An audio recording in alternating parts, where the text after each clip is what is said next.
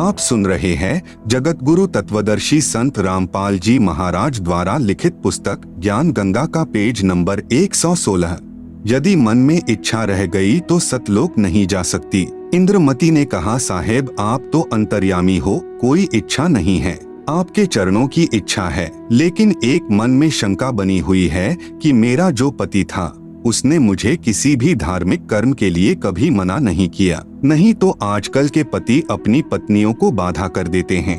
यदि वह मुझे मना कर देता तो मैं आपके चरणों में नहीं लग पाती, मेरा कल्याण नहीं होता। उसका इस शुभ कर्म में सहयोग का कुछ लाभ मिलता हो तो कभी उस पर भी दया करना दाता। परमेश्वर कबीर जी ने देखा कि यह नादान इसके पीछे फिर लटक गई। साहेब बोले, ठीक है बेटी, अभी तू 2-4 वर्ष यहाँ रह। 2 वर्ष पश्चात राजा भी मरने लगा, क्योंकि नाम ले नहीं रखा था। यम के दूत आए, राजा चौक में चक्कर खाकर गिर गया। यम के दूतों ने उसकी गर्दन को दबाया, राजा की टट्टी और पेशाब निकल गया।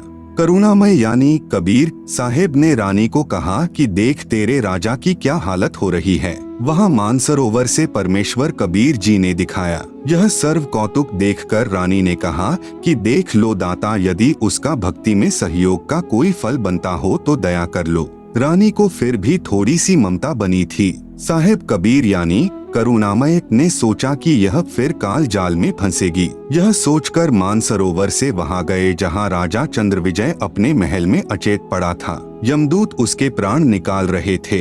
कबीर साहेब के आते ही यमदूत ऐसे आकाश में उड़ गए जैसे मुर्दे से गिद्ध उड़ जाते हैं। चंद्रविजय होश में आ गया। सामने करुणामय साहेब खड़े थे, केवल चंद्रविजय को दिखाई दे रहे थे, किसी अन्य को दिखाई नहीं दे रहे थे। चंद्रविजय चरणों में गिरकर याचना करने लगा, मुझे क्षमा कर दो दाता, मेरी जान बचाओ, क्योंकि अब उसने देखा कि तेरी जान जाने वाली है।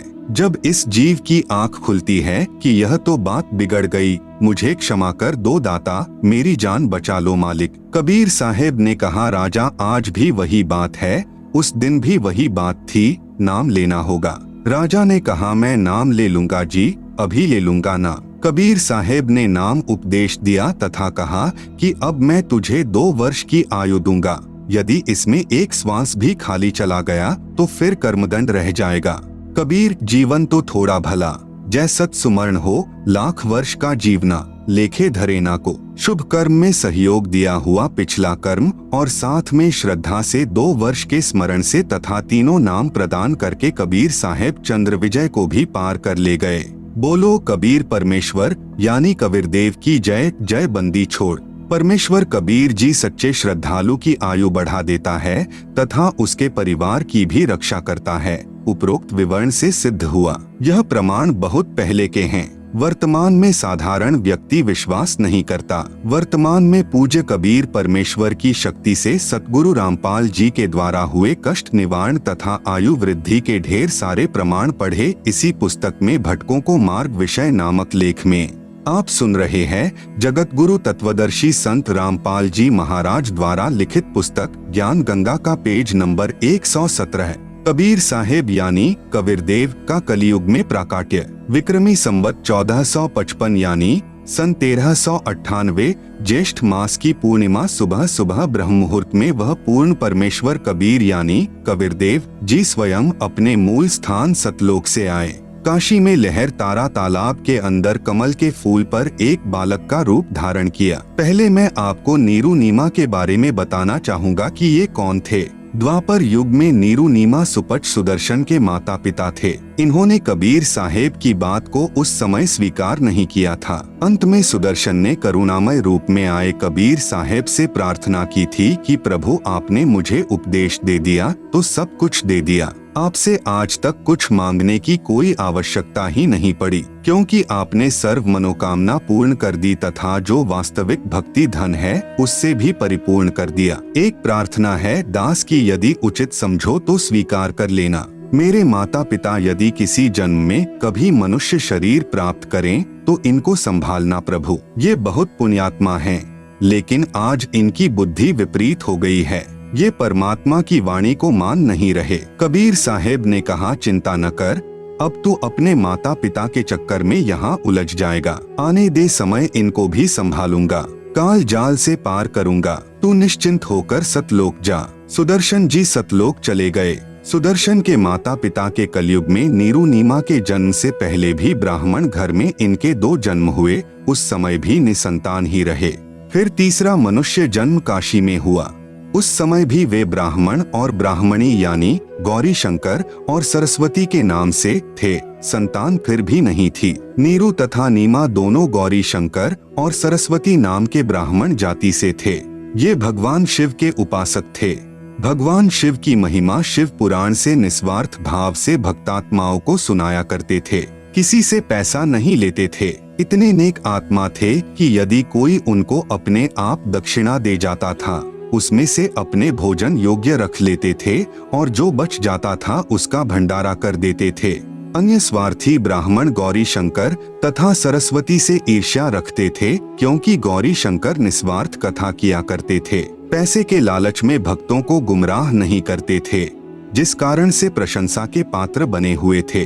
उधर से मुसलमानों को ज्ञान हो गया कि इनके साथ कोई हिंदू ब्राह्मण नहीं है।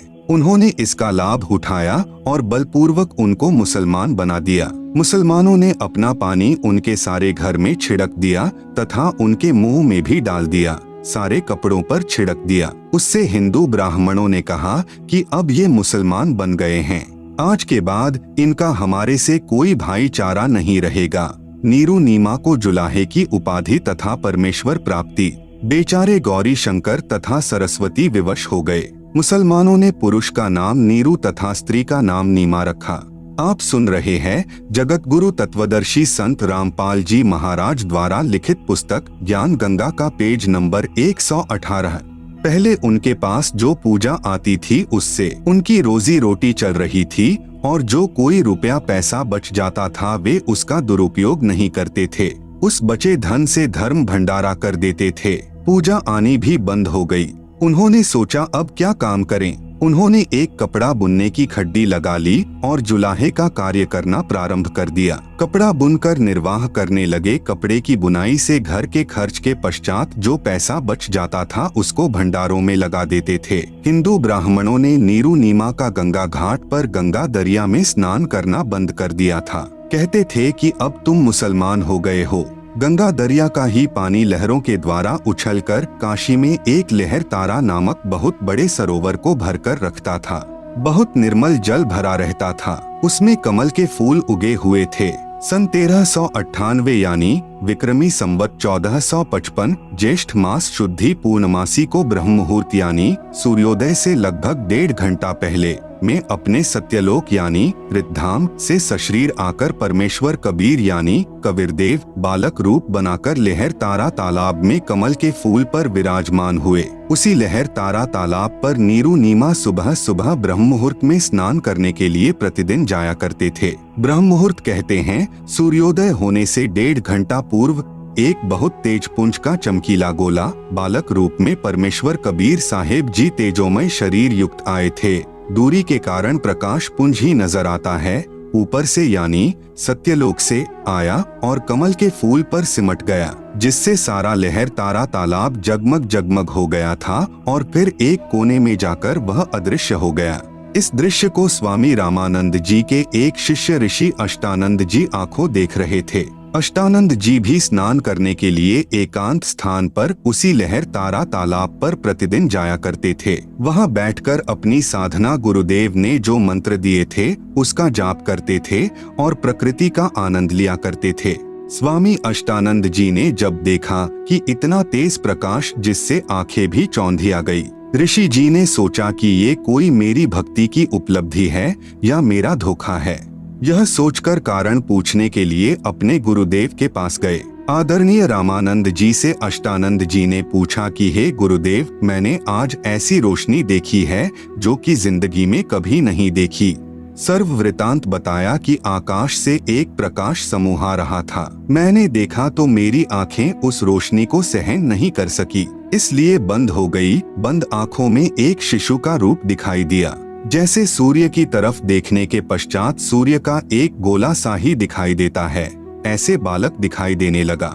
क्या यह मेरी भक्ति की कोई उपलब्धि है या मेरा दृष्टि दोष था? स्वामी रामानंद जी ने कहा कि पुत्र, ऐसे लक्षण तब होते हैं जब ऊपर के लोकों से कोई अवतार गण आते हैं। वे किसी के यहाँ प्रकट होंगे, किसी माँ के जन्म लेंगे और फिर लीला करेंगे, क्योंकि इन ऋषियों को इतना ही ज्ञान है कि माँ से ही जन्म होता है। जितना ऋषि को ज्ञान था, अपने शिष्य का शंका समाधान कर दिया। नीरू व नीमा प्रतिदिन की तरह उस दिन भी स्नान करने जा रहे थे।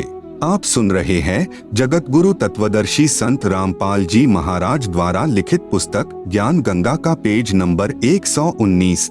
रास्ते में नीमा ने प्रभु से प्रार्थना की कि हे भगवान शिव, क्योंकि वे भले ही मुसलमान बन गए थे, लेकिन अपनी वह साधना हृदय से नहीं भूल पा रहे थे जो इतने वर्षों से कर रहे थे। क्या आपके घर में हमारे लिए एक बच्चे की कमी पड़ गई?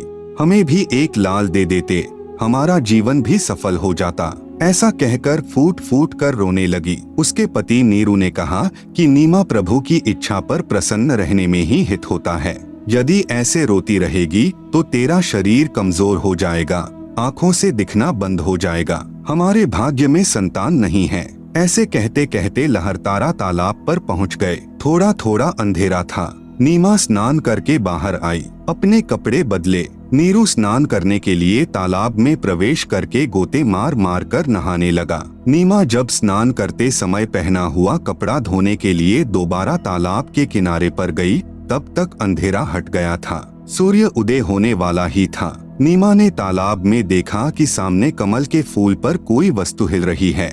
कबीर साहेब ने बच्चे के रूप में एक पैर का अंगूठा मुख में दे रखा था और एक पैर को हिला रहे थे। पहले तो नीमा ने सोचा कि शायद कोई सर्प न हो और मेरे पति की तरफ आ रहा हो। फिर ध्यान से देखा तो समझते देर न लगी कि ये तो कोई बच्चा है। बच्चा और कमल के फूल पर एकदम अपने पति को आवाज लगाई कि देखना जी, बच्चा डूबेगा, बच्चा डूबेगा। नीरू बोला कि नादान, तू बच्चों के चक्कर में पागल हो गई है, पानी में भी तुझे बच्चा नजर आने लगा। नीमा ने कहा, हाँ, वह सामने कमल के फूल पर देखो। नीमा की जोरदार आवाज से प्रभावित होकर जिस तरफ हाथ से संकेत कर रही थी, नीरू ने उधर देखा। एक कमल के फूल पर नवजात शिशु लेटा हुआ था। नीरू उस बच्चे को फूल समेत उठा लाए और नीमा को दे दिया। स्वयं स्नान करने लगा। नीरू स्नान करके बाहर आया। नीमा बच्चे के रूप में आए परमेश्वर को बहुत प्यार कर रही थी तथा शिव प्रभु की प्रशंसा तथा स्तुति कर रही थी कि हे प्रभु, आपने मेरी वर्षों की मनोकामना पूर्ण कर दी। क्योंकि वह शिव की पुजारिन थी, कह रही थी, हे शिव प्रभु, आज ही हृदय से पुकार की थी, आज ही सुन ली। उस कबीर परमेश्वर को जिसका नाम लेने से हमारे हृदय में एक विशेष हलचल सी होती है, उसके प्रेम में रोम रोम खड़ा हो जाता है, आत्मा भर कर आती है। और जिस माता बहन ने सीने से लगाकर पुत्रवत प्यार किया, जो आनंद उस माई को हुआ होगा वह अवर्णनीय है। जैसे व्यक्ति गुड़ खाकर अन्य को उसके आनंद को नहीं बता सकता, खाने वाला ही जान सकता है। जैसे माँ प्यार करती है, ऐसे शिशु रूपधारी परमेश्वर के कभी मुख को चुमा, कभी सीने से लगा रही थी और फिर बार बार उसके मुख को देख रही थी। इतने में नीरू स्नान करके बाहर आया। क्योंकि मनुष्य समाज की तरफ ज्यादा देखता है, उसने विचार लगाया कि न तो अभी मुसलमानों से हमारा कोई विशेष प्यार बना है और हिंदू ब्राह्मण हमारे से द्वेष करते हैं। पहले इसी अवसर का लाभ मुसलमानों ने उठाया कि हमें मुसलमान बना दिया, हमारा कोई साथी नहीं है।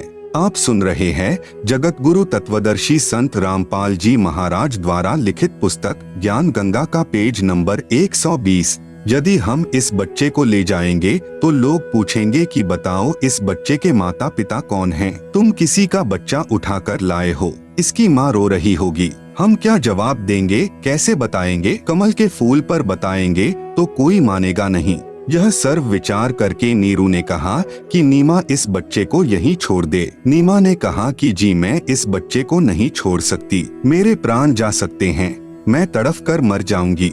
न जाने मेरे ऊपर इस बालक ने क्या जादू कर दिया, मैं इसको नहीं छोड़ सकती। नीरू ने नीमा को सारी बात समझाई कि हमारे साथ ऐसा बन सकता है। नीमा ने कहा कि इस बच्चे के लिए मैं देश निकाला भी ले सकती हूँ, परंतु इसको नहीं छोड़ूंगी। नीरू ने उसकी नादानी को देखकर सोचा कि यह तो पागल हो गई, समाज को भी नहीं देख रही है। नीरू ने नीमा से कहा कि मैंने आज तक तेरी बात की अवहेलना नहीं की थी, क्योंकि हमारे बच्चे नहीं थे। जो तू कहती रही मैं स्वीकार करता रहा, परंतु आज मैं तेरी यह बात नहीं मानूंगा। या तो इस बालक को यहीं पर रख दे, नहीं तो तुझे अभी 2 थप्पड़ लगाता हूँ। उस महापुरुष ने पहली बार अपनी पत्नी की तरफ हाथ किया था। उसी समय शिशु रूप में कबीर परमेश्वर यानी कबीरदेव ने कहा कि नीरू मुझे घर ले चलो, तुम्हें कोई आपत्ति नहीं आएगी। शिशु रूप में परमेश्वर के वचन सुनकर नीरू घबरा गया, कहीं यह बालक कोई फरिश्ता हो अथवा कोई सिद्ध पुरुष हो और तेरे ऊपर कोई आपत्ति न आ जाए। चुप करके चल पड़ा। जब बच्चे को लेकर घर आ गए तो सभी यह पूछना तो भूल गए कि कहां से लाए हो। काशी के स्त्री तथा पुरुष लड़के को देखने आए तथा कहने लगे कि यह तो कोई देवता नजर आता है। इतना सुंदर शरीर, ऐसा तेजोमय बच्चा पहले कभी हमने नहीं देखा। कोई कहे यह तो ब्रह्मा विष्णु महेश में से कोई प्रभु है। ब्रह्मा विष्णु महेश कहते हैं कि यह तो कोई ऊपर के लोकों से आई हुई शक्ति है। ऐसे सब अपनी अपनी टिप्पणी कर रहे थे। गरीब 84 बंधन काटन, कीनी कलब कबीर, भवन 14 लोक सब टूटे जम जंजीर। गरीब अनंत कोटि ब्रह्मांड में बंदी छोड़ कहाए, सो तो एक कबीर हैं, जननी जन्या नमाए। गरीब शब्द स्वरूप साहिब धनी, शब्द सिंध सब माही, बाहर भीतर रमी रहिया, जहाँ तहाँ सब ठाही। गरीब जल थल पृथ्वी गगन में, बाहर भीतर एक, पूरम ब्रह्म कबीर हैं, अविगत पुरुष अलेख। गरीब सेवक होय करी उतरे, इस पृथ्वी के माही, जीव उदाहरण जगत गुरु, बार बार बलि जाही। गरीब काशीपुरी कष्ट किया, उतरे अधर अधार, मोमन को मुजरा हुआ, जंगल में दीदार। गरीब कोटि किरण शशि भान सुधी, आसन अधर विमान, परसत पूरन ब्रह्म को, शीतल पिंडरु प्राण। आप सुन रहे हैं जगत गुरु तत्वदर्शी संत रामपाल जी महाराज द्वारा लिखित पुस्तक ज्ञान गंगा का पेज नंबर 121। गरीब गोद लिया मुख चुंबी करी, हेम रूप झलकंत, जगर मगर काया करे, दमके पदम अनंत। गरीब काशी उमटी गुल भया, मोमन का घर घेर, कोई कहे ब्रह्मा विष्णु हैं, कोई कहे इंद्र कुबेर। गरीब कोई कहे छल ईश्वर नहीं, कोई किन्नर कहलाए, कोई कहे गण ईश का ज्यों ज्यों मात्र साई। गरीब कोई कहे वरुण धर्मराय है, कोई कोई कहते ईश, 16 कला सुभान गति, कोई कहे जगदीश। गरीब भक्ति मुक्ति ले उतरे, मेटन तीनों ताप, मोमन के डेरा लिया, कहे कबीरा बाप। गरीब दूध न पीवे न अन्न भख है, नहीं पलने झूलंत, अधर अमान ध्यान में, कमल कला फूलंत। गरीब काशी में अचरज भया, गई जगत की नींद, ऐसे दुल्हे उतरे ज्यों कन्या वर बींद। गरीब खलक मुलक देखन गया, राजा प्रजारीत, जम्बूदीप जिहान में उतरे शब्द अतीत। गरीब दुनी कहे योह देव है, देव कहत हैं ईश, ईश कहे पार ब्रह्म है, पूरन 20वें 20। परमेश्वर कबीर जी ही अनादि परम गुरु हैं, वे ही रूपांतर करके संत व ऋषि वेश में समय समय पर स्वयंभू यानी स्वयं प्रकट होते हैं। काल के दूतों यानी संतों द्वारा बिगाड़े तत्व ज्ञान को स्वस्थ करते हैं। कबीर साहेब ने ही ब्रह्मा विष्णु शिव आदि देवताओं ऋषि मुनि व संतों को समय समय पर अपने सतलोक से आकर नाम उपदेश दिया। आदरणीय गरीबदास जी महाराज ने अपनी वाणी में लिखा है, जो कबीर जी ने स्वयं बताया है, आदि अंत हमरा नहीं, मध्य मिलावा मूल, ब्रह्मा ज्ञान सुनाइया, धर पिंडा अस्थूल। श्वेत भूमिका हम गए, जहाँ विश्वम्भरनाथ हरियम हीरा नाम दे, अष्ट कमल दल स्वांति। हम बैरागी ब्रह्मपद सन्यासी महादेव, सोह मंत्र दिया शंकर को, करत हमारी सेव। हम सुल्तानी नानक तारे, दादू को उपदेश दिया, जाति जुलाहा भेद न पाया, काशी माहे कबीर हुआ। सतयुग में सत्सुकृत कहटेरा, त्रेता नाम मुनिंद्र मेरा, द्वापर में करुणामय कहलाया, कलयुग में नाम कबीर धराया।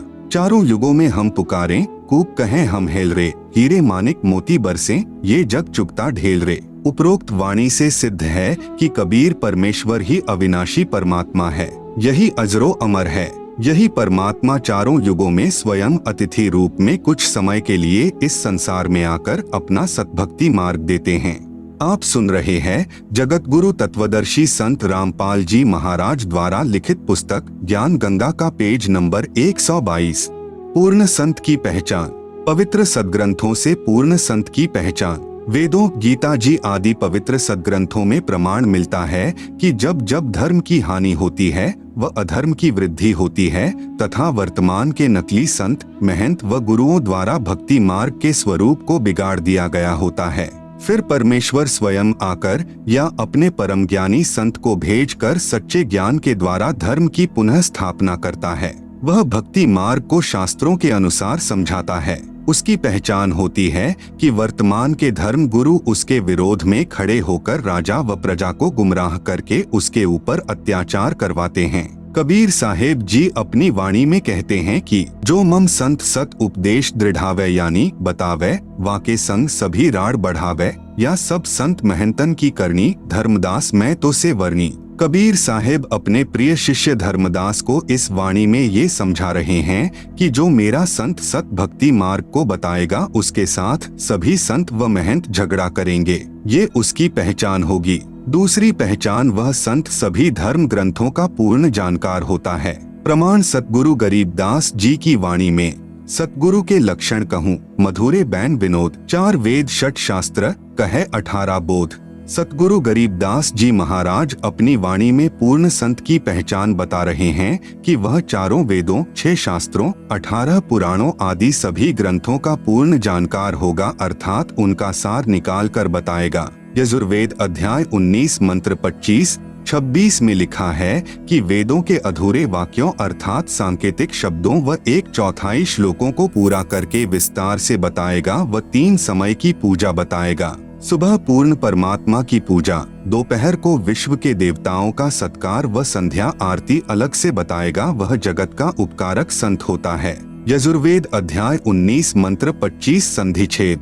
अर्धरीचय उक्थानाम रूपम पदैः आपनोति निविदः, प्रणवय शस्त्राणाम रूपम पैसा सोमः आप्यते। अनुवाद, जो संत अर्धरीचय यानी वेदों के अर्धवाक्यों अर्थात सांकेतिक शब्दों को पूर्ण करके, निविदः यानी आपूर्ति करता है, पदैः यानी श्लोक के चौथे भागों को अर्थात आंशिक वाक्यों को, उक्थानम यानी स्तोत्रों के, रूपम यानी रूप में, आपनोति यानी प्राप्त करता है अर्थात आंशिक विवरण को पूर्ण रूप से समझता और समझाता है, शस्त्राणाम यानी जैसे शस्त्रों को चलाना जानने वाला उन्हें, रूपम यानी पूर्ण रूप से प्रयोग करता है, ऐसे पूर्ण संत, प्रणवय यानी ओंकारो अर्थात ओम तत् सत मंत्रों को पूर्ण रूप से समझ व समझाकर, पैसा यानी दूध पानी छानता है अर्थात पानी रहित दूध जैसा तत्व ज्ञान प्रदान करता है, जिससे सोमा यानी अमर पुरुष अर्थात अविनाशी परमात्मा को, आप्यते यानी प्राप्त करता है।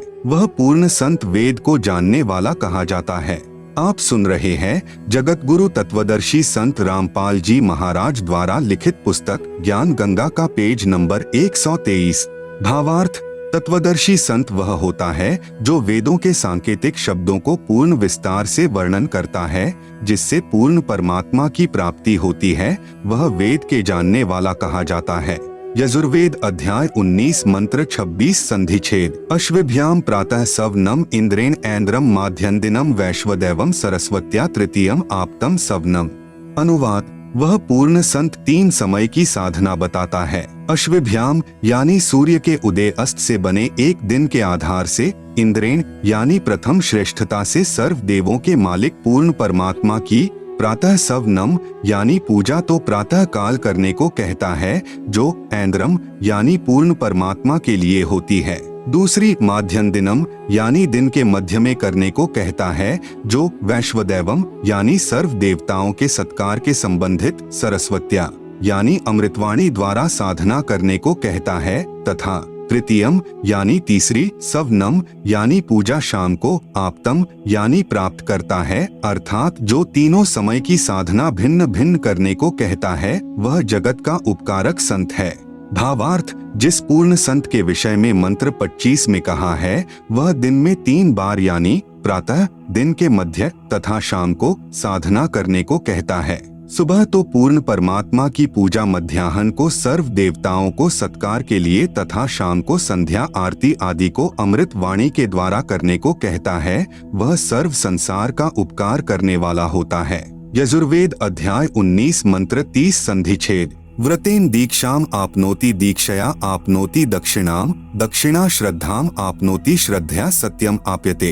अनुवाद: व्रतेन यानी दुर्व्यसनों का व्रत रखने से अर्थात भांग, शराब, मांस तथा तंबाकू आदि के सेवन से संयम रखने वाला साधक दीक्षाम यानी पूर्ण संत से दीक्षा को आपनोति यानी प्राप्त होता है, अर्थात वह पूर्ण संत का शिष्य बनता है। दीक्षया यानी पूर्ण संत दीक्षित शिष्य से दक्षिणाम यानी दान को आपनोति यानी प्राप्त होता है, अर्थात संत उसी से दक्षिणा लेता है जो उससे नाम ले लेता है। इसी प्रकार विधिवत दक्षिणा यानी गुरुदेव द्वारा बताए अनुसार जो दान दक्षिणा से धर्म करता है उससे श्रद्धाम यानी श्रद्धा को आपनोति यानी प्राप्त होता है। श्रद्धया यानी श्रद्धा से भक्ति करने से सत्यम यानी सदा रहने वाले सुख व परमात्मा अर्थात अविनाशी परमात्मा को आप्यते यानी प्राप्त होता है।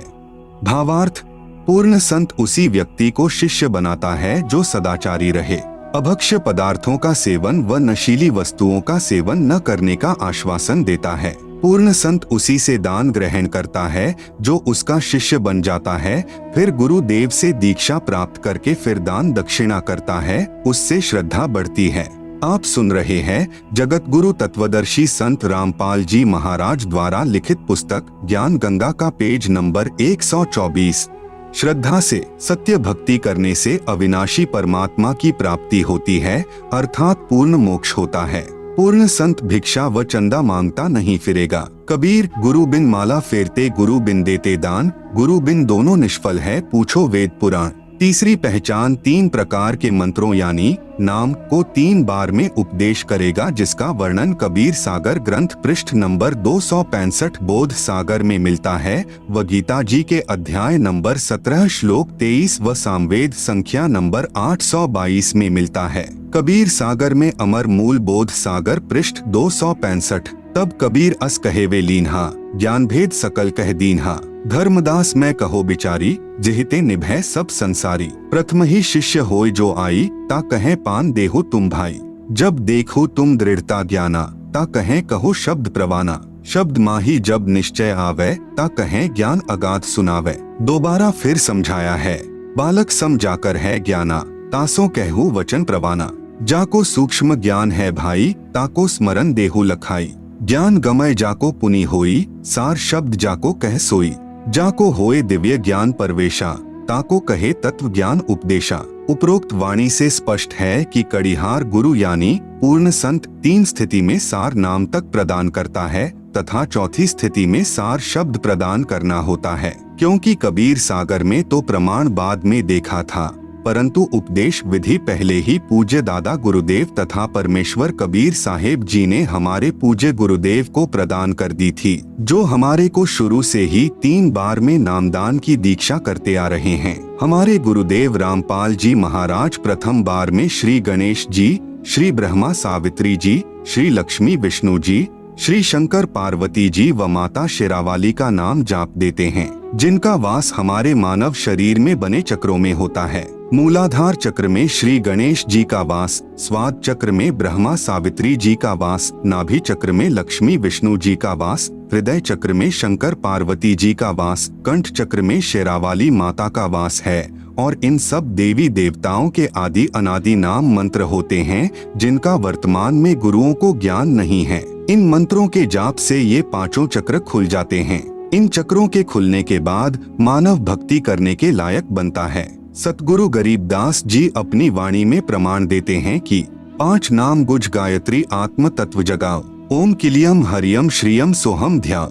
भावार्थ 5 नाम जो गुज गायत्री है, इनका जाप करके आत्मा को जागृत करो। आप सुन रहे हैं जगत गुरु तत्वदर्शी संत रामपाल जी महाराज द्वारा लिखित पुस्तक ज्ञान गंगा का पेज नंबर 125। दूसरी बार में 2 अक्षर का जाप देते हैं, जिनमें एक ओम और दूसरा तत् जो कि गुप्त है उपदेशी को बताया जाता है, जिनको श्वास के साथ जाप किया जाता है। तीसरी बार में सार नाम देते हैं, जो कि पूर्ण रूप से गुप्त है। 3 बार में नाम जाप देने का प्रमाण अध्याय 17 का श्लोक 23। ओम तत् सत इति निर्देशः ब्रह्मणः त्रिविधः स्मृतः ब्राह्मणाः तेन वेदाः च यज्ञाः च विहिताः पुरा। अनुवाद: ओम ब्रह्म का, तत् यह सांकेतिक मंत्र पर ब्रह्म का, सत पूर्ण ब्रह्म का, इति यानी ऐसे यह त्रिविध यानी 3 प्रकार के, ब्रह्मणः यानी पूर्ण परमात्मा के नाम सुमर्ण का, निर्देशः यानी संकेत, स्मृतः यानी कहा है, च यानी और, पुरा यानी सृष्टि के आदिकाल में, ब्राह्मणाः यानी विद्वानों ने बताया कि, तेन यानी उसी पूर्ण परमात्मा ने, वेदाः यानी वेद, च यानी तथा, यज्ञाः यानी यज्ञादि, विहिताः यानी रचे।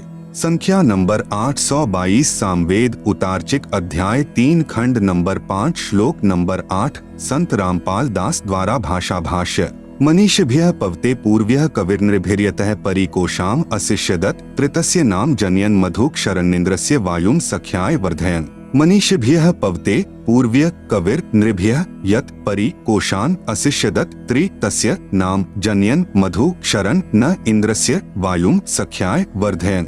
शब्दार्थ पूर्व्यः यानी सनातन अर्थात अविनाशी, कविर नृभ्यः यानी कबीर परमेश्वर मानव रूप धारण करके अर्थात गुरु रूप में प्रकट होकर, मनीषिभ्यः यानी हृदय से चाहने वाले, श्रद्धा से भक्ति करने वाले भक्तात्मा को, त्रि यानी 3 नाम यानी मंत्र अर्थात नाम उपदेश देकर, पवते यानी पवित्र करके, जनयन यानी जन्म व क्षरणः यानी मृत्यु से, न यानी रहित करता है, तथा तस्य यानी उसके, वायुम यानी प्राण अर्थात जीवन श्वासों को जो संस्कारवश गिनती के डाले हुए होते हैं, को कोशान यानी अपने भंडार से, सख्याय यानी मित्रता के आधार से, परि यानी पूर्ण रूप से, वर्धयन यानी बढ़ाता है, यतः यानी जिस कारण से, इंद्रस्य यानी परमेश्वर के, मधु यानी वास्तविक आनंद को, अशिष्यदत् यानी अपने आशीर्वाद प्रसाद से प्राप्त करवाता है। भावार्थ इस मंत्र में स्पष्ट किया है कि पूर्ण परमात्मा कबीर अर्थात कबीर मानव शरीर में गुरु रूप में प्रकट होकर प्रभु प्रेमियों को 3 नाम का जाप देकर सत्य भक्ति कराता है तथा उस मित्र भक्त को पवित्र करके अपने आशीर्वाद से पूर्ण परमात्मा प्राप्ति करके पूर्ण सुख प्राप्त कराता है, साधक की आयु बढ़ाता है। यही प्रमाण गीता अध्याय 17 श्लोक 23 में है कि ओम तत् सत इति निर्देशः ब्रह्मणः त्रिविध स्मृतः। भावार्थ है कि पूर्ण परमात्मा को प्राप्त करने का ओम तत् सत यह मंत्र जाप स्मरण करने का निर्देश है। इस नाम को तत्वदर्शी संत से प्राप्त करो। आप सुन रहे हैं जगत गुरु तत्वदर्शी संत रामपाल जी महाराज द्वारा लिखित पुस्तक ज्ञान गंगा का पेज नंबर 126। तत्वदर्शी संत के विषय में गीता अध्याय 4 श्लोक नंबर 34 में कहा है तथा गीता अध्याय नंबर 15 श्लोक नंबर 1 व 4 में तत्वदर्शी संत की पहचान बताई तथा कहा है कि तत्वदर्शी संत से तत्व ज्ञान जानकर उसके पश्चात उस परमपद परमेश्वर की खोज करनी चाहिए, जहाँ जाने के पश्चात साधक लौटकर संसार में नहीं आते अर्थात पूर्ण मुक्त हो जाते हैं। उसी पूर्ण परमात्मा से संसार की रचना हुई है। विशेष उपरोक्त विवरण से स्पष्ट हुआ कि पवित्र चारों वेद भी साक्षी हैं कि पूर्ण परमात्मा ही पूजा के योग्य है। उसका वास्तविक नाम कबीरदेव यानी कबीर परमेश्वर है तथा 3 मंत्र के नाम का जाप करने से ही पूर्ण मोक्ष होता है। धर्मदास जी को तो परमेश्वर कबीर साहेब जी ने सार शब्द देने से मना कर दिया था तथा कहा था कि यदि सार शब्द किसी काल के दूत के हाथ पड़ गया तो पिछली पीढ़ी वाले हंस पार नहीं हो पाएंगे। जैसे कलयुग के प्रारंभ में प्रथम पीढ़ी वाले भक्त अशिक्षित थे तथा कलयुग के अंत में अंतिम पीढ़ी वाले भक्त कृत धनी हो जाएंगे तथा अब वर्तमान में सन 1947 से भारत स्वतंत्र होने के पश्चात पिछली पीढ़ी प्रारंभ हुई है। सन 1951 में सतगुरु रामपाल जी महाराज को भेजा है। अब सर्व भक्तजन शिक्षित हैं, शास्त्र अपने पास विद्यमान हैं। अब यह सतमार्ग सत साधना पूरे संसार में फैलेगा तथा नकली गुरु तथा संत महंत छुपते फिरेंगे। इसलिए कबीर सागर जीव धर्म बोध सागर पृष्ठ 1937 पर धर्मदास तो ही लाख दुहाई, सार शब्द कहीं बाहर नहीं जाई, सार शब्द बाहर जो परी है, पिछली पीढ़ी हंस नहीं तरी है। पुस्तक धनी धर्मदास जीवन दर्शन एवं वंश परिचय के पृष्ठ 46 पर लिखा है कि 11वीं पीढ़ी को गद्दी नहीं मिली। जिस महंत जी का नाम धीरज नाम साहब कवर्धा में रहता था, उसके बाद 12वां महंत उग्र नाम साहेब ने दामाखेड़ा में गद्दी की स्थापना की तथा स्वयं ही महंत बन बैठा। इससे पहले दामाखेड़ा में गद्दी नहीं थी। इससे स्पष्ट है कि पूरे विश्व में सतगुरु रामपाल जी महाराज के अतिरिक्त वास्तविक भक्ति मार्ग नहीं है। संत रामपाल जी महाराज अपने प्रवचनों में बार बार कहते हैं कि सर्व प्रभु प्रेमी श्रद्धालुओं से प्रार्थना है कि मुझे प्रभु का भेजा हुआ दास जानकर अपना कल्याण करवाएं। यह संसार समझदा नहीं, कहंदा श्याम दो पहरेनु, गरीबदास यह वक्त जात है, रोवोगे इस पहरेनु। 12वें पंथ यानी गरीबदास पंथ 12वां पंथ लिखा है कबीर सागर कबीर चरित्र बोध पृष्ठ 1870 पर के विषय में कबीर सागर कबीर वाणी पृष्ठ नंबर 136 से 137 पर वाणी लिखी है कि संवत 1775 होई ता दिन प्रेम प्रगटे जग सोई, साखी हमारी ले जीव समझावे, असंख्य जन्म ठौर नहीं पावे। 12वें पंथ प्रगट हवे बानी, शब्द हमारे की निर्णय ठानी, अस्थिर घर का मरम न पावे, ये 12 पंथ हम ही को ध्यावे। 12वें पंथ हम ही चलिए आवे, सब पंथ मेटी एक ही पंथ चलावे। आप सुन रहे हैं जगत गुरु तत्वदर्शी संत रामपाल जी महाराज द्वारा लिखित पुस्तक ज्ञान गंगा का पेज नंबर 127। धर्मदास मोरी लाख दोहाई, सार शब्द बाहर नहीं जाई, सार शब्द बाहर जो पर ही, बिचली पीढ़ी हंस नहीं तरही। 33 अरब ज्ञान हम भाखा, सार शब्द गुप्त हम राखा, मूल ज्ञान तब तक छुपाई, जब लग 12 पंथ मिट जाई। यहाँ पर साहेब कबीर जी अपने शिष्य धर्मदास जी को समझाते हैं कि संवत 1775 में मेरे ज्ञान का प्रचार होगा जो 12वां पंथ होगा। 12वें पंथ में हमारी वाणी प्रकट होगी, लेकिन सही भक्ति मार्ग नहीं होगा। फिर 12वें पंथ में हम ही चलकर आएंगे और सभी पंथ मिटाकर केवल एक पंथ चलाएंगे। लेकिन धर्मदास तुझे लाख सौगंध है कि यह सार शब्द किसी कुपात्र को मत दे देना, नहीं तो बिचली पीढ़ी के हंस पार नहीं हो सकेंगे। इसलिए जब तक 12 पंथ मिटाकर एक पंथ नहीं चलेगा, तब तक मैं यह मूल ज्ञान छिपा कर रखूंगा। संत गरीबदास जी महाराज की वाणी में नाम का महत्व। नाम अभय पद ऊंचा संतों, नाम अभय पद ऊंचा, राम दुहाई साच कहत हूँ, सतगुरु से पूछा, कहे कबीर पुरुष बरियामम, गरीबदास एक नौका नामम, नाम निरंजन नीका संतों, नाम निरंजन नीका, तीर्थ व्रत थोथरे लागे, जब तप संजम फीका,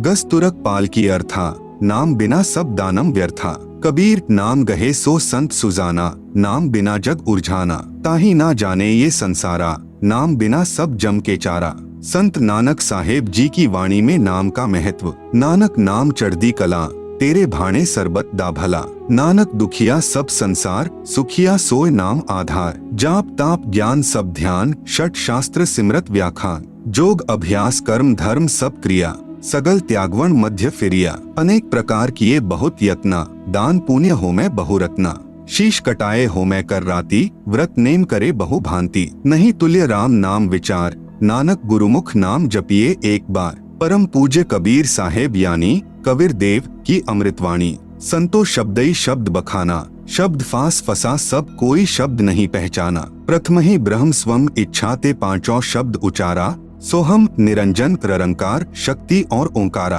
पांचों तत्व प्रकृति तीनों गुण उपजाया, लोक द्वीप चारों खान 84 लख बनाया, शब्दई काल कलंदर कहिए शब्दई भर्म भुलाया, 5 शब्द की आशा में सर्वस मूल गवाया, शब्दई ब्रह्म प्रकाश मेंट के बैठे मूंदे द्वारा, शब्दई निर्गुण शब्दई सरगुण शब्दई वेद पुकारा, शुद्ध ब्रह्म काया के भीतर बैठ करे स्थाना, ज्ञानी योगी पंडित और सिद्ध शब्द में उलझाना, 5 शब्द 5 हैं मुद्रा काया बीच ठिकाना, जो जयसंक आराधन करता सो तिही करत बखाना।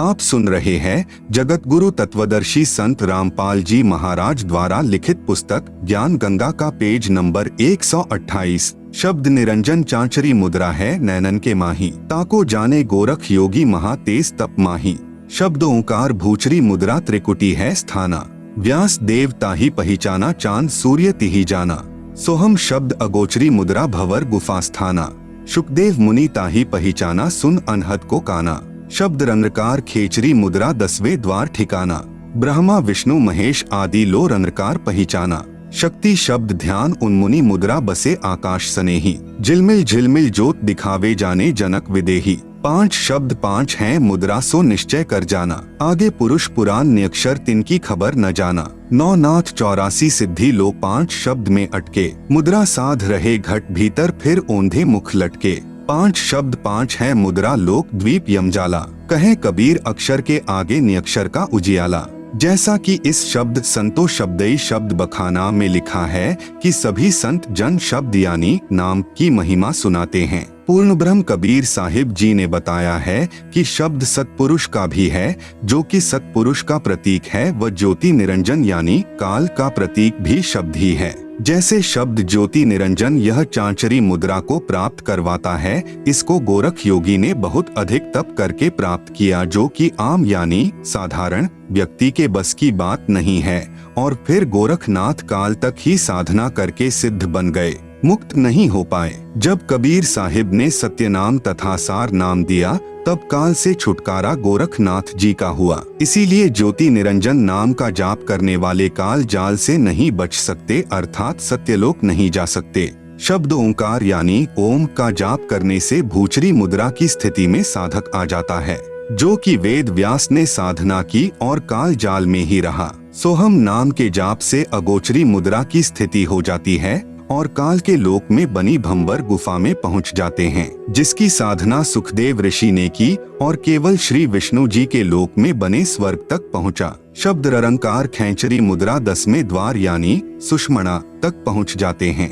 ब्रह्मा विष्णु महेश तीनों ने ररंकार को ही सत्य मानकर काल के जाल में उलझे रहे। शक्ति यानी श्रीयम शब्द ये उन्मनी मुद्रा को प्राप्त करवा देता है, जिसको राजा जनक ने प्राप्त किया, परंतु मुक्ति नहीं हुई। कई संतों ने 5 नामों में शक्ति की जगह सत्यनाम जोड़ दिया है, जो कि सत्यनाम कोई जाप नहीं है। ये तो सच्चे नाम की तरफ इशारा है।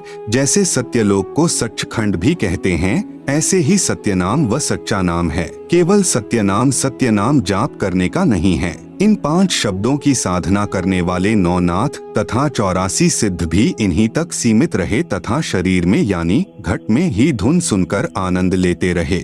वास्तविक सत्यलोक स्थान तो शरीर यानी पिंड से, अंड यानी ब्रह्मांड से पार है। इसलिए फिर माता के गर्भ में आए उल्टे लटके, अर्थात जन्म मृत्यु का कष्ट समाप्त नहीं हुआ। जो भी उपलब्धि घट यानी शरीर में होगी, वह तो काल यानी ब्रह्म तक की ही है, क्योंकि पूर्ण परमात्मा का निज स्थान यानी सत्यलोक तथा उसी के शरीर का प्रकाश तो परब्रह्म आदि से भी अधिक तथा बहुत आगे यानी दूर है। उसके लिए तो पूर्ण संत ही पूरी साधना बताएगा, जो 5 नामों यानी शब्दों से भिन्न है। आप सुन रहे हैं जगत गुरु तत्वदर्शी संत रामपाल जी महाराज द्वारा लिखित पुस्तक ज्ञान गंगा का पेज नंबर 129। संतों सतगुरु मोहे भावै, जो नैनन अलख लखावै, ढोलक धिगै ना बोलत बिसरै, सत उपदेश दृढ़ावै, आँख ना मूंदे कान ना रूदे ना अनहद उर्झावै, प्राण पूंज क्रियाओं से न्यारा सहज समाधि बतावे। घट रामायण के रचिता आदरणीय तुलसीदास साहेब जी हाथरस वाले स्वयं कहते हैं कि घट रामायण प्रथम भाग पृष्ठ नंबर 27। 5 नाम काल के जानो, तब दानी मन शंका आनो, सुरती निरत ले लोक सिधाऊ, आदि नाम ले काल गिराऊं, सतनाम ले जीव उबारी, अस चल जाऊं पुरुष दरबारी। कबीर कोटि नाम संसार में, इनसे मुक्ति न हो, सार नाम मुक्ति का दाता, वाको जाने न कोय। पूरा सतगुरु सोए कहावे, 2 अखर का भेद बतावे, एक छुड़ावे एक लखावे, तो प्राणी निज घर जावे। गुरु नानक जी की वाणी में 3 नाम का प्रमाण। जय पंडित तू पढ़िया, बिना 2 अखर 2 नामा, परनवत नानक एक लंघाए, जे कर सच समावा। वेद कतेब सिमृत सब सांसत, इन पढ़ी मुक्ति न होई, एक अक्षर जो गुरुमुख जापै, तिसकी निर्मल हुई। भावार्थ, गुरु नानक जी महाराज अपनी वाणी द्वारा समझाना चाहते हैं कि पूरा सतगुरु वही है जो 2 अक्षर के जाप के बारे में जानता है, जिनमें एक काल व माया के बंधन से छुड़वाता है और दूसरा परमात्मा को दिखाता है और तीसरा जो एक अक्षर है वो परमात्मा से मिलाता है। संत गरीबदास जी महाराज की अमृतवाणी में श्वास के नाम का प्रमाण। गरीब श्वासा पारस भेद हमारा, जो खोजे सो उतरे पारा, श्वासा पारा आदि निशानी, जो खोजे सो होए दरबानी। गरीब श्वासा ही में सार पद, पद में श्वासा सार, दम देही का खोज करो, आवागमन निवार। गरीब श्वास सुरती के मध्य है, न्यारा कदे नहीं हो, सतगुरु साक्षी भूत को राखो सुरती समोय। गरीब चार पदार्थ उर्मे जोवै, सुरती निर्ति मन पवन समोवै। सुरती निर्ति मन पवन पदार्थ यानी नाम करो इक्तरियार। द्वादश अंदर समोय ले, दिल अंदर दीदार। कबीर कहता हूँ कही जात हूँ, कहूँ बजाकर ढोल। श्वास जो खाली जात है, तीन लोक का मोल। कबीर माला श्वास उश्वास की, फेरेंगे निजदास। 84 भ्रमे नहीं, कटे कर्म की फांस। आप सुन रहे हैं जगत गुरु तत्वदर्शी संत रामपाल जी महाराज द्वारा लिखित पुस्तक ज्ञान गंगा का पेज नंबर 130। गुरु नानक देव जी की वाणी में प्रमाण। चहूम का संग चहूम का मीत, जामै चारी हटावे नित। मन पवन को राखे बंद, लहे त्रिकुटी त्रिवेणी संध। अखंड मंडल में सुन्न समाना, मन पवन सच खंड टिकाना। पूर्ण सतगुरु वही है जो 3 बार में नाम दे और श्वास की क्रिया के साथ सुमिरन का तरीका बताए, तभी जीव का मोक्ष संभव है। जैसे परमात्मा सत्य है, ठीक उसी प्रकार परमात्मा का साक्षात्कार व मोक्ष प्राप्त करने का तरीका भी आदि अनादि व सत्य है, जो कभी नहीं बदलता है। गरीबदास जी महाराज अपनी वाणी में कहते हैं, भक्ति 20 पलटे नहीं, युग जाही असंख। साई सिर पर राखियो, 84 नहीं शंख। घीसा आए एको देश से, उतरे एको घाट। समझो का मार्ग एक है, मूर्ख 12 बाट। कबीर भक्ति 20 पलटे नहीं, आन पड़े बहु झोल। जय कंचन बिष्टा परे, घटे न ताका मोल। बहुत से महापुरुष सच्चे नामों के बारे में नहीं जानते। वे मनमुखी नाम देते हैं जिससे न सुख होता है और न ही मुक्ति होती है। कोई कहता है तप हवन यज्ञ आदि करो व कुछ महापुरुष आँख कान और मुंह बंद करके अंदर ध्यान लगाने की बात कहते हैं, जो कि यह उनकी मनमुखी साधना का प्रतीक है। जबकि कबीर साहेब, संत गरीबदास जी महाराज, गुरु नानक देव जी आदि परम संतों ने सारी क्रियाओं को मना करके केवल एक नाम जाप करने को ही कहा है। एक नास्त्रेदमस नामक भविष्य वक्ता था, जिसकी सर्व भविष्यवाणियां सत्य हो रही हैं,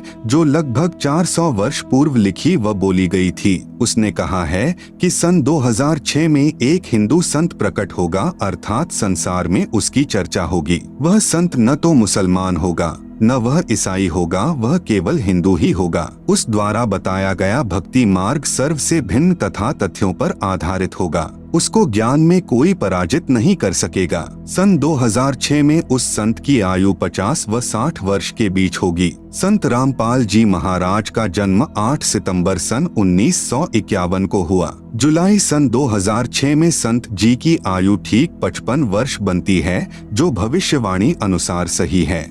उस हिंदू संत द्वारा बताए गए ज्ञान को पूरा संसार स्वीकार करेगा। उस हिंदू संत की अध्यक्षता में सर्व संसार में भारतवर्ष का शासन होगा तथा उस संत की आज्ञा से सर्व कार्य होंगे। उसकी महिमा आसमानों से ऊपर होंगी। नास्त्रेदमस द्वारा बताया सांकेतिक संत रामपाल जी महाराज है, जो सन 2006 में विख्यात हुए हैं। भले ही अनजानों ने बुराई करके प्रसिद्ध किया है, परंतु संत में कोई दोष नहीं है। उपरोक्त लक्षण जो बताए हैं, ये सभी तत्वदर्शी संत रामपाल जी महाराज में विद्यमान हैं। आप सुन रहे हैं जगत गुरु तत्वदर्शी संत रामपाल जी महाराज द्वारा लिखित पुस्तक ज्ञान गंगा का पेज नंबर 131। संत सताने की सजा। आदरणीय गरीबदास साहेब जी का जन्म पावन गांव छुड़ानी जिला झज्जर में श्री बलराम जी धनखड़ जाट के घर हुआ। आप जी को पूर्ण ब्रह्म कबीर परमेश्वर यानी कबीरदेव सतलोक यानी रिद्धाम से सन 1727 में सशरीर आकर मिले थे तथा आप जी के जीव को सत्यलोक लेकर गए थे। पीछे से परिवार जनों ने गरीबदास जी को मृत जानकर चिता पर रख दिया था। उसी समय कबीरदेव ने आप जी का जीव वापस शरीर में प्रविष्ट कर दिया। उसके पश्चात आदरणीय गरीबदास जी भी परम पूज्य कबीरदेव यानी कबीर परमेश्वर की आंखों देखी महिमा जन जन को सुनाने लगे। जो भी दुखी प्राणी आप जी से उपदेश प्राप्त करता, वही सुखी हो जाता। आप जी की बढ़ती महिमा तथा तत्व ज्ञान के सामने अन्य गुरुओं यानी आचार्यों के अधूरे ज्ञान की पोल खुलने से आसपास के सर्व अधूरे ज्ञान युक्त गुरु जन यानी आचार्य जन आप जी से अत्यधिक ईर्ष्या करने लगे। आसपास के मुख्य चौधरियों को उल्टी पट्टी पढ़ा दी, जिससे आसपास के गांव के आम व्यक्ति प्रभु कबीर के प्यारे बच्चे आदरणीय गरीबदास जी से घृणा करने लगे। दिल्ली के वाजिदपुर गांव में आपका एक शिष्य था, उससे भी पूरा गांव ईर्ष्या करता था। उसकी प्रार्थना पर आप जी कुछ दिन वाजिदपुर में ठहरे। उसी समय टिड्डी दल ने आसपास के क्षेत्र में बाजरे की फसल नष्ट कर दी, परंतु आप जी के सेवक की फसल को कोई हानि नहीं पहुंचाई। सर्व ग्रामवासी संत गरीबदास जी की महिमा से बहुत प्रभावित हुए तथा ज्ञान को स्वीकार करके अपना आत्म कल्याण करवाया। आप जी के आदेश से आपके भक्त ने उस बाजरे को पूरे गांव में बांट दिया तथा गरीबदास जी के बार बार मना करने पर भी कुछ बाजरा बैलगाड़ी में डाल दिया तथा कहा कि प्रत्येक पूर्णमासी में आप भंडारा करते हो, कुछ दान आपके दास का भी हो जाएगा। भक्तों की श्रद्धा को रखते हुए आप जी ने स्वीकृति प्रदान कर दी। आदरणीय गरीबदास जी के 4 लड़के तथा 2 कन्याएं संतान रूप में थी तथा लगभग 1300 एकड़ जमीन के स्वामी भी थे। उसी बैलगाड़ी में बैठकर आप गांव छुड़ाने को चल पड़े। रास्ते में गांव कानौदा के पास बैलगाड़ी पहुंचते ही पहले से सुनियोजित षड्यंत्र स्वार्थी गुरुओं यानी आचार्यों ने संत गरीबदास जी को घेर लिया, सर्व बाजरा लूट लिया तथा उसी गांव के चौधरी छाजूराम छिक्कारा को सूचना कर दी कि वह हिंदू धर्म का द्रोही पकड़ लिया है। चौधरी छाजूराम जी के आदेश से चौपाड़ में बांध दिया गया। चौधरी छाजूराम जी को सरकार की तरफ से कुछ कानूनी अधिकार प्राप्त थे। 6 महीने की सजा, 500 रुपए जुर्माना तथा महादोषी को काठ में बंद करना आदि सम्मिलित थे। उन धर्म के अज्ञानी ठेकेदारों यानी गुरुओं आचार्यों द्वारा पूर्व से उल्टी पट्टी पढ़े चौधरी छाजूराम छिक्कारा जी ने उस परम आदरणीय गरीबदास जी महाराज को काठ में बंद कर दिया। आप सुन रहे हैं जगत गुरु तत्वदर्शी संत रामपाल जी महाराज द्वारा लिखित पुस्तक ज्ञान गंगा का पेज नंबर 132। काठ में बंद करना एक प्रकार की कठिन कारागार की सजा थी। दोनों पैरों के घुटनों से ऊपर 2 काष्ठ के मोटे डंडे बांधकर दोनों हाथों को पीछे बांध दिया जाता था, जिस कारण व्यक्ति बैठ नहीं सकता था तथा पीड़ा बहुत होती थी, पैर सूज जाते थे। बैलगाड़ी वाला खाली गाड़ी लेकर गांव वाजिदपुर वापस चला गया, जो गांव कानौदा से लगभग 10 किलोमीटर दूरी पर है। सूचना प्राप्त होते ही वाजिदपुर गांव के कुछ मुख्य व्यक्ति तुरंत कानौदा पहुंच गए तथा चौधरी छाजूराम जी से प्रार्थना की तथा बहुत समझाया कि यह आम व्यक्ति नहीं है, यह परम शक्ति संपन्न है, आप क्षमा याचना कर लो। चौधरी छाजूराम जी बहुत ही नेक आत्मा तथा बहुत ही दयालु व नम्र हृदय का व्यक्ति था, परंतु उन स्वार्थी व प्रभुता के भूखे गुरुओं यानी आचार्यों ने उस पुण्यात्मा श्री छाजूराम छिक्कारा जी को झूठी कहानी सुनाकर प्रभु के प्यारे बच्चे आदरणीय गरीबदास जी के प्रति अत्यधिक ग्लानि पैदा कर रखी थी, जिस कारण से चौधरी छाजूराम जी ने बिना कारण जाने ही सजा प्रारंभ कर दी थी। वाजिदपुर के भक्तों की प्रार्थना मानकर आदरणीय गरीबदास जी को छोड़ दिया। आदरणीय गरीबदास जी साहेब जी ने कुछ नहीं कहा तथा अपने गांव छुड़ाने आ गए। कुछ दिनों उपरांत चौधरी छाजूराम जी प्रातः काल टट्टी फिरने यानी फ्रेश होने जोहड़ यानी तालाब पर गए तो उनके दोनों हाथ 2 घुड़सवारों ने काट दिए। उसी समय उनके समक्ष ही अदृश्य हो गए। इस दृश्य को तालाब पर उपस्थित कई व्यक्तियों ने भी देखा। बहुत उपचार करवाया परंतु दर्द तथा रक्त का स्राव बंद नहीं हुआ। कई दिन तक बुरी तरह चिल्लाते रहे। फिर एक व्यक्ति ने कहा, उसी संत गरीबदास जी के पास जाकर क्षमा याचना कर लो, वे दयालु हैं। परिवार जन उस चौधरी को घोड़े पर बैठाकर छुड़ाने ले गए। श्री छाजूराम जी जाते ही आदरणीय गरीबदास जी के चरणों में गिर गए, क्षमा याचना की। संत गरीबदास जी ने आशीर्वाद दिया तथा नाम उपदेश दिया तथा आजीवन भक्ति करने को कहा। चौधरी छाजूराम जी ने कहा, दाता मेरे को आपके विषय में अत्यधिक भ्रमित कर रखा था, मुझे नहीं मालूम था कि आप पूर्ण परमात्मा आए हो। आदरणीय गरीबदास जी ने कहा, मैं पूर्ण परमात्मा कबीर साहेब यानी कबीरदेव जुलाहा का भेजा हुआ दास हूँ, उन्हीं की शक्ति से आप ठीक हुए हो। मैंने आपको कोई श्राप नहीं दिया था, आपका कर्म आपको मिला है। यदि यहाँ नहीं आते तो आपके परिवार पर और भी पाप का प्रभाव था, अब वह नहीं रहेगा क्योंकि आपने उपदेश प्राप्त कर लिया। चौधरी छाजूराम जी ने अपने सर्व परिवार को उपदेश दिलाया। आज भी उसी पुण्यात्मा छाजूराम के वंशज आदरणीय गरीबदास जी की परंपरागत पूजा करते हैं। लगभग सैकड़ों परिवार हैं जिन्हें छाजूवाड़ा कहते हैं, क्योंकि तुमने उस दरगाह का महल ना देखा, धर्मराय के तिल तिल का लेखा। राम कहे मेरे साथ को दुख ना दीजो कोए, साध दुखाए मैं दुखी, मेरा आपा भी दुखी होए। आप सुन रहे हैं जगत गुरु तत्वदर्शी संत रामपाल जी महाराज द्वारा लिखित पुस्तक ज्ञान गंगा का पेज नंबर 133। हिरण्यकशिपु उदर यानी पेट विदारिया, मैं ही मारिया कंश जो मेरे साधु को सतावे, वाका खो दूं वंश। साध 57 कोटि पाप है, अनगिन हत्या अपराधम, दुर्वासा की कल्प काल से प्रलय हो गए यादव। उपरोक्त वाणी में सतगुरु गरीबदास जी साहेब प्रमाण दे रहे हैं कि परमेश्वर कहते हैं कि मेरे संत को दुखी मत कर देना। जो मेरे संत को दुखी करता है समझो मुझे दुखी करता है। जब मेरे भक्त प्रहलाद को दुखी किया तब मैंने हिरण्यकशिपु का पेट फाड़ा और मैंने ही कंश को मारा, और जो मेरे साधु को दुखी करेगा मैं उसका वंश मिटा दूंगा। इसलिए संत को सताने के करोड़ों पाप लगते हैं, जैसे अनगिन यानी अनंत हत्याएं कर दी हूँ। ये अनजान लोग परमात्मा के संविधान से परिचित नहीं हैं, इसलिए भयंकर भूल करते हैं और फिर दंड के भागी बनते हैं। साधु सताने को निम्न दंड मिलता है। यदि एक मनुष्य दूसरे मनुष्य की मृत्यु कर देता है तो उसका अगले जन्म में हत्या करने से पूरा हो जाता है, लेकिन संत को सताने का बहुत बड़ा दंड है जो अनंत जन्मों में भी पूरा नहीं होता। सतगुरु अपनी वाणी में कहते हैं, अर्धमुखी गर्भवास में हरदम बारंबार, जूनी भूत पिशाच की जब लग सृष्टि सहार।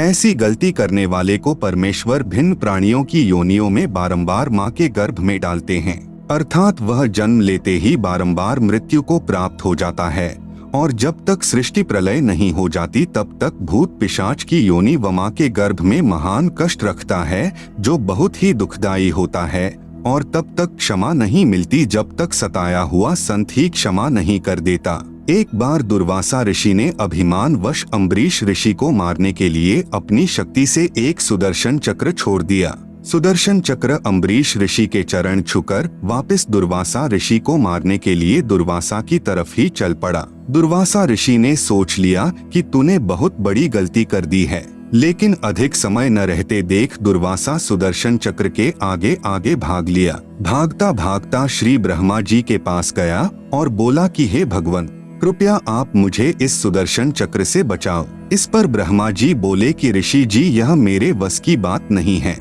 अपने सिर पर से बला को टालते हुए कहा कि आप भगवान शंकर के पास जाओ, वे ही आपको बचा सकते हैं। यह सुनते ही दुर्वासा ऋषि भगवान शंकर के पास गया और बोला कि हे भगवान, कृपा करके आप मुझे इस सुदर्शन चक्र से बचाओ। इस पर भगवान शिव ने भी ब्रह्मा की तरह टालते हुए कहा कि आप श्री विष्णु भगवान के पास जाओ, वही आपको बचा सकते हैं। यह सुनते ही भगवान विष्णु जी के पास जाकर दुर्वासा ऋषि ने कहा कि हे भगवान, आप ही मेरे को इस सुदर्शन चक्र से बचा सकते हो, वरना यह मेरे को काट कर मार डालेगा। इस पर भगवान विष्णु